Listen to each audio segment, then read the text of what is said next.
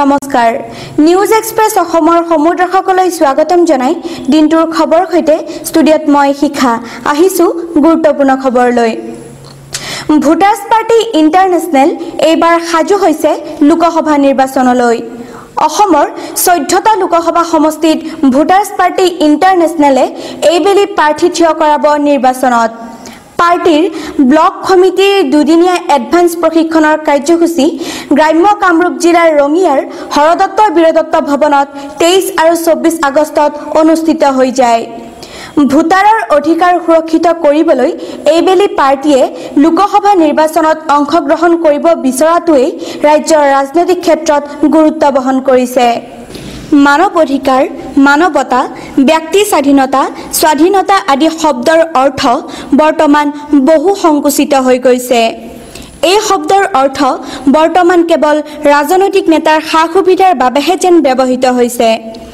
বৰ্তমান লোকতন্ত্ৰক আৰ্থিক লোকতন্ত্ৰলৈ সলনি কৰি কেনেদৰে ভোটাৰৰ অধিকাৰ সুৰক্ষিত কৰিব পাৰি এই বিষয়ে প্ৰশিক্ষণ কাৰ্যসূচীত কৰ্মীসকলক সজাগ কৰা হয় ৰাজনৈতিক সজাগতা বৃদ্ধিৰ বাবেও ভোটাৰ্ছ পাৰ্টি ইণ্টাৰনেশ্যনেলে গ্ৰহণ কৰিছে বিশেষ ব্যৱস্থা ভোটাৰসকলৰ অৰ্থনৈতিক স্বাধীনতা কেনেদৰে সুৰক্ষিত কৰিব পাৰি তাৰ বাবে চেষ্টা চলাই থকা ভোটাৰ্ছ পাৰ্টি ইণ্টাৰনেশ্যনেলৰ এই বিশেষ প্ৰশিক্ষণ কাৰ্যসূচীত উপস্থিত থাকে পাৰ্টিৰ নীতি নিৰ্দেশক ভৰত গান্ধী তেওঁ কয় যে একাংশ ৰাজনৈতিক দল তথা নেতাই ভোটাৰসকলক দৰিদ্ৰ কৰি ৰাখিব বিচাৰে তেওঁলোকৰ মুনাফা লাভৰ বাবে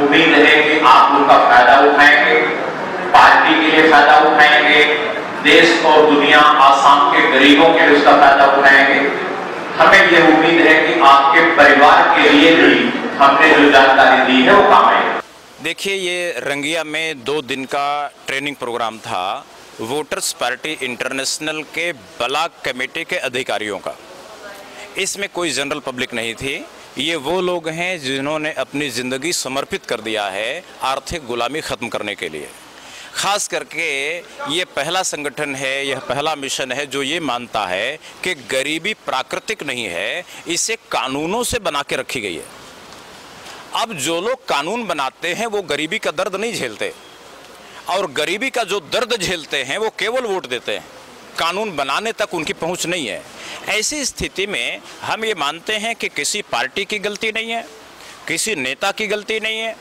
ये सारी गलती हमारे गलत विधि विधान की है और व्यवस्था हमारी गलत है ये ऊंट की वो पीठ है जिस पर जो ही बैठता है वही कमर हिलाता है हम चाहते हैं कि एक बार देश में इस पर सहमति बने कि व्यवस्था पर बहस हो और एक नई राजनीतिक व्यवस्था एक नई आर्थिक व्यवस्था जो वोटर्स पार्टी इंटरनेशनल ने तैयार किया है उस पर समझा जाए बहस किया जाए और जितना ठीक समझ में आए उसे लागू करने के लिए कानून बनाया जाए और जहां जरूरी हो संविधान संशोधन किया जाए और जो मामले अंतर्राष्ट्रीय हैं वहां पर सरकार अंतर्राष्ट्रीय संधि करने के लिए विदेश मंत्रालय के थ्रू पहल करे इसमें हम अपनी पूरी मदद देने को तैयार हैं आज इते 2 दिन के ब्लॉक पर्यायर जितो समिति आছিলে समिति बिलाकर एडभान्स ट्रेनिंग करा होइसे जे इते एटा कथा আছে যে কি জীবন ব্যক্তিৰ গৰিমা মানৱতা এইখিনিক লৈ পেলাই স্বাধীনতাৰ অৰ্থ আছিল কিন্তু এই যেটো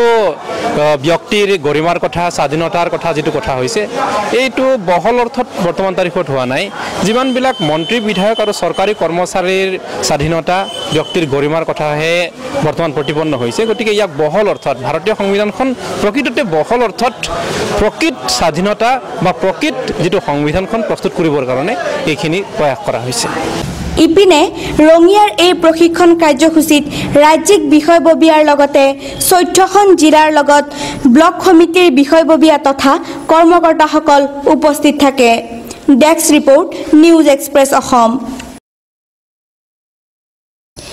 এটিএম মেচিনত আপুনি বাৰু কাৰোবাৰ সহায় লৈছে নেকি যদি তেনে কৰিছে তেন্তে সাৱধান আপোনাৰো পিন নম্বৰ চুৰি কৰি সৰ্বনাশ ঘটাব পাৰে এনে ঘটনা সংঘটিত হল বাক্সা জিলাৰ কাউৰবাহা মৌজাৰ বৰঘুলিৰ এজন যুৱকৰ হৈতে যুৱকজনৰ অসাৱধানতাৰ বাবে তেওঁ হেৰুৱাব লগা হ'ল 40,000 টকা।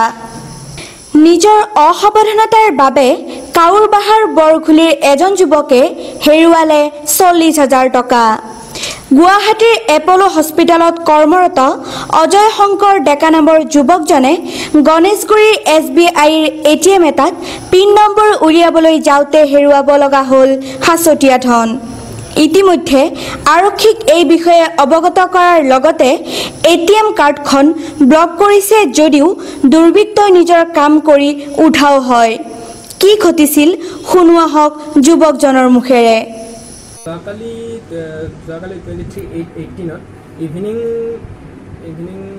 6:45 PM মান বজাত মই নতুন ATM এখন এক্টিভ কৰিবৰ কাৰণে গণেশগুৰি নয়নপুৰ তিনিআলি ATM এটাত গ'লোঁ। ATMটোত সোমালোঁ আৰু ATMত পিন কালেক্ট কৰিব চেষ্টা কৰিলোঁ, কিন্তু মই সফল হ'ব পৰা নাছিলোঁ। তো কাষত থিয় দি থকা ল'ৰা এজনে মোক ক'লে, মানে মই চেষ্টা কৰি দি আছোঁ, মই ট্ৰাই কৰি দি আছোঁ, ATMখন মই এক্টিভ কৰাই দি আছোঁ। মই বেছি দূৰলৈ নাভাবি ATMখন তাৰ হাতত দি দিলোঁ আৰু কথামতে কামখিনি কৰিও দিলে, গোটেইখিনি কাম সি কৰিলে। আৰু লাষ্ট মোক ক'লে আপুনি প্ৰাইভেট পিনটো মানে ক্লিক কৰক। তো মই তেতিয়া প্ৰাইভেট পিনটো ক্লিক কৰোঁতে সি অলপ মোৰ পিছফালে আহি গ'ল, মানে পিছফালে আহি থকা অৱস্থা ATMখন সেই মুহূৰ্তলৈকে মানে তাৰ হাততে আছিলে। আৰু সেই টাইমত মই বিশেষ একো ভবা নাছিলোঁ। মই যেতিয়া পিনটো মাৰোঁ সি হয়তো সেই টাইমতে ATMখন মোৰ চেঞ্জ কৰি লৈছে।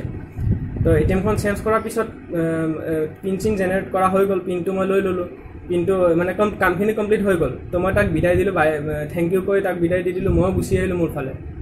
তো সি যিখন কাৰ্ড মোক দি দিলে সেই কাৰ্ডখন মই চোৱা নাছিলোঁ, মোৰ তাত ডুপ্লিকেট কাৰ্ড এখন মোক দি দিলে। তো মই আহিলোঁ, ৰিটাৰ্ণ আহি 10-15 মিনিটমান পিছত মোৰ মোবাইলত মেছেজ আহিলে 20,000 উইথড্ৰল। তো মইতো পইচা ওলোৱা নাছিলোঁ, তো নোলোৱাকৈ কেনেকৈ উইথড্ৰল দেখালে। মই চাবৰ কাৰণে ATMখন মই আকৌ মানে লগত আছেনে নাই চেক কৰিলোঁ। ATMখন যেতিয়া মই চেক কৰোঁ তেতিয়া মই দেখা পাওঁ ATMখনত মোৰ নামটো নাই, মানে সেইখন মোৰ ATM নহয়। সেই মানুহজনে মানে ল'ৰাজনে ATMখন চেঞ্জ কৰি লৈ ল'লে। তো লৈ কেনে সেই অলৰেডি মোৰ পাছৱৰ্ডটো চাগে সি দেখা পাইছে। তো মই ভাবিলোঁ লগে লগে মই ATMখন ব্লক কৰি দিওঁ। ATMখন ব্লক কৰিবৰ কাৰণে মই প্ৰচেছ কৰিলোঁ, মানে আপোনাৰ বেংকৰ SBI আছিলে, SBI বেংকত মই ফোন কৰিলোঁ, বেংকৰ ট'ল ফ্ৰী নম্বৰত ফোন কৰি ATMখন ব্লক কৰি থকা প্ৰচেছ কৰি থকা অৱস্থাতে আকৌ 20,000 উইথড্ৰল মেছেজ মোৰ তাত আহি গ'ল, মানে টোটেল 40,000 উইথড্ৰল মেছেজ মোৰ তাত আহি গ'ল। তো লগে লগে সেই টাইমত মই ATMখন ব্লক কৰা হ'ল বাৰু, কিন্তু বাকী এতিয়ালৈকে মই একো ডিটেইলছ পোৱা নাই। মই পুলিচৰ FIR লেখালোঁ যোৱাকালিয়ে গৈ, আজি মানে এতিয়ালৈকে মই একো হেৰি পোৱা নাই। তো মোৰ পৰা 40,000টো উইথড্ৰল কৰাই ল'লে। ভুলটো আৰু মোৰ হয় বুলি মই গম পালোঁ, মই ATMখন বেলেগক দিব নালাগিছিলে। কিন্তু এইটোও নাছিলে যে বোলে মানে মই জানা নাছিলোঁ কাৰণে তেওঁ নিজে আগবাঢ়ি আহিলে, ক'লে বোলে ATMখন মই কৰাই দি আছোঁ, ৰ'ব আপুনি ট্ৰাই কৰিছে, পৰা নাই যদি মই কৰাই দি আছোঁ। মই ভাবিলোঁ দি দিলোঁ, কৰিলে, চবখিনি ঠিকেই কৰিলে। লাষ্ট সেইটোৱে মানে পিন কোডটো যেতিয়া মোক মাৰিব দিলে সেই টাইমত সি ATMখন চেঞ্জ কৰি লৈ ল'লে।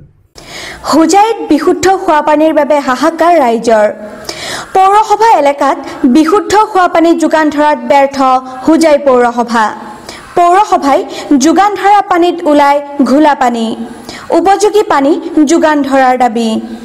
হোজাই পৌৰসভাৰ অধীনস্থ 19টা ৱাৰ্ডত বিশুদ্ধ খোৱা পানীৰ বাবে হাহাকাৰ ৰাইজৰ।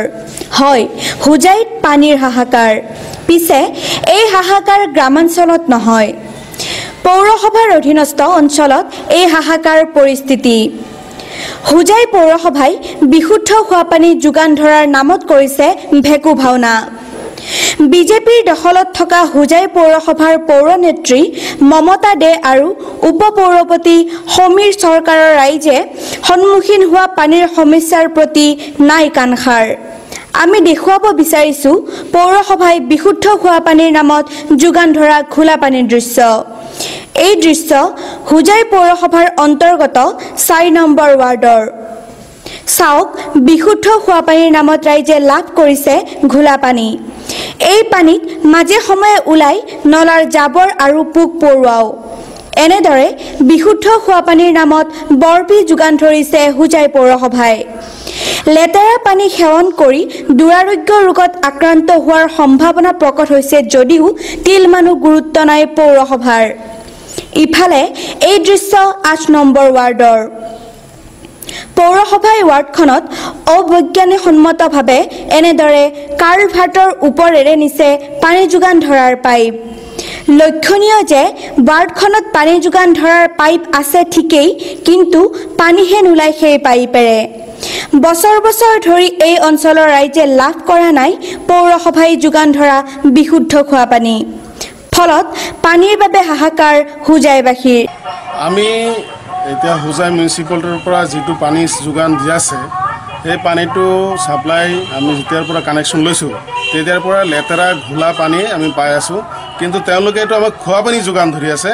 অথচ আমি বাৰে বাৰে মিউনিচিপালিটিৰ কৰ্মকৰ্তা বিষয়াসকলক ৰাজ্যৰ ফালৰ পৰা বাৰে বাৰে জনাইছোঁ যে এইটো একচুৱেলি খোৱা পানী নহয়, এইটো ঘোলা লেতেৰা ড্ৰেইনৰ পানীবিলাক আহি থাকে। বাৰে বাৰে জনোৱা সত্ত্বেও মাজে মাজে তেওঁলোকে কিবা পদক্ষেপ লৈছিল, কিন্তু দেখিছোঁ যে এতিয়ালৈকে আমি এই খোৱা পানীৰ অনুপযুক্ত। এইটো মাজে সময়ে পোকো ওলায় আৰু একেবাৰে লেতেৰা ড্ৰেইনৰ পানী। ৰাজ্যৰ ফালৰ পৰা বাৰে বাৰে জাননী দিয়া সত্ত্বেও তেওঁলোকে এইটো সংশোধন কৰিব পৰা নাই। পৌৰসভাৰ সোপাঢিলা ভূমিকাৰ বাবে এফালে লেতেৰা পানী সেৱন কৰিছে, আনফালে বহু বছৰ ধৰি বঞ্চিত বিশুদ্ধ খোৱা পানী লাভৰ পৰা। এই ক্ষেত্ৰত ৰাইজে কেইবাবাৰো অভিযোগ দাখিল কৰিছে যদিও আজিলৈকে সুফল পোৱা নাই। হোজাইৰ পৰা ইমামুল আলী, নিউজ এক্সপ্ৰেছ অসম। বিগত বৰ্ষৰ দৰে এইবেলিও সদৌ অসম সংখ্যালঘু ছাত্ৰ ইউনিয়ন চমুকৈ আমচুৰ দৰং জিলা সমিতিৰ উদ্যোগত খাৰুপেটীয়া ৰাজীৱ গান্ধী ক্ৰীড়া প্ৰকল্পৰ প্ৰাংগণত প্ৰায় 10 সহস্ৰাধিক দৰ্শকৰ উপস্থিতিত ধুলা জিলা পৰিষদৰ প্ৰাক্তন সদস্য হবিবুৰ ৰহমানৰ সঞ্চালনাত জিলা ভিত্তিত 23 আগষ্টত ঘোঁৰা দৌৰ প্ৰতিযোগিতা অনুষ্ঠিত হয়। মুঠ 24 গৰাকী প্ৰতিযোগীয়ে অংশগ্ৰহণ কৰে। ঘোঁৰা দৌৰ প্ৰতিযোগিতাৰ নিয়মানুসৰি কদম আৰু দপত দুয়োটা খেলত প্ৰথম স্থান লাভ কৰিছে ধুলা থানাৰ 2 নং মাগুৰমাৰী গাঁৱৰ বাসিন্দা আশ্ৰাফুল ইছলাম আৰু খাৰুপেটীয়া থানাৰ বিহুদিয়া গাঁৱৰ বাসিন্দা ৰজব আলীয়ে। বিশিষ্ট সমাজকৰ্মী মাজম আলীৰ সঞ্চালনাত বঁটা বিতৰণী সভা অনুষ্ঠিত হয়। উক্ত ঘোঁৰা প্ৰতিযোগিতা খেলখন উদ্বোধন কৰে আমচুৰ সাধাৰণ সম্পাদক আব্দুৰ ৰহমান বিশ্বাস, ধুলা আৰক্ষী থানাৰ ভাৰপ্ৰাপ্ত বিষয়া, দৰং আৰক্ষীৰ উপ অধীক্ষক শেখৰজ্যোতি ৰয়ৰ লগতে সমাজকৰ্মী হবিবুৰ ৰহমানে বঁটা বিতৰণী সভাত বিজেতাসকলক পুৰস্কাৰ প্ৰদান কৰে। Sheikh Abdullah report, news express Assam. দিনটোৰ খবৰ ইমানতে সামৰিছোঁ। সত্যনিষ্ঠ আৰু নিৰপেক্ষ বাতৰিৰ বাবে চাই থাকক নিউজ এক্সপ্ৰেছ অসম। ধন্যবাদ।